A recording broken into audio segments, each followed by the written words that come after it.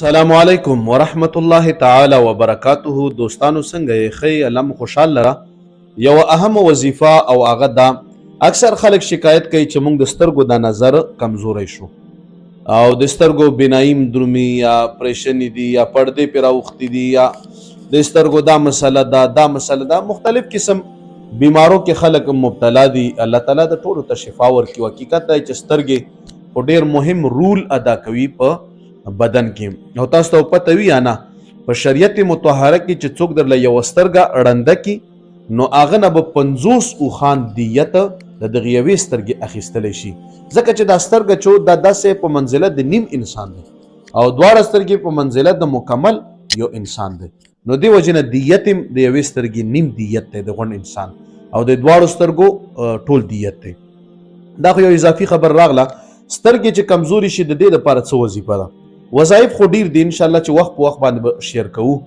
او هغه اسانه وظیفه دا ده چې هر منځ کوه او د مانځه پسې آیت الکرسي وایه. آیت الکرسي یو واري وایه او د هغې نه بعد بیا چې کله دغه ځای راورسېږي ولا یؤوده حفظهما ولا یؤوده حفظهما نو په سترګو باندې به په سترګو باندې به دا ګوتې داسې کړي یا دا ګوتې یا داسې به کړي ولا یؤوده حفظهما ولا یؤوده حفظهما یولس وارې به ووایي او بیا به په دې سترګو باندې راکړه که دا ګوتې وي که دا وي. نو په دغې طریقې سره دا یو وظیفه ده. کوشش کوئ الله تعالی د موږ تاسو د بیمارو نه وساتي. حقیقت دا دی چې ډېر سخت مشکل وي، خو دا ده چې قرآن پاک شفا کتاب دی، هم د روحاني امراضو دپاره او هم د بدني امراضو دپاره. خو موږ اعتماد کمزوری شوی دی.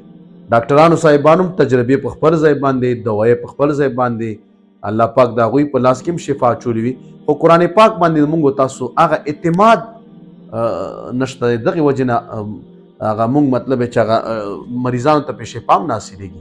باید چې موږ په کلک اعتماد وکړو قرآن پاک په آیاتونو باندې او په دم او په درود شریف باندې. دا یو مهم شی دی. په دې باندې موږ تاسو عقیده مضبوطېدل پکار دي چې تا یو ډیسپرین ګولې، تا یو پیناډول ګولې هغه ښه کوي او الله پکې شفا اچوي. په قرآن باندې هم داسې اعتماد وکړه. نو چې کله دا اعتماد او عقیده موږ پې برابره شي بیا به الله تبارک وتعالی کار کوي. نو الله پاک مو خوشحاله کړه چې په هر ځای کې وایي کامیاب اوسئ، کامران اوسئ. جزاکم الله خیر.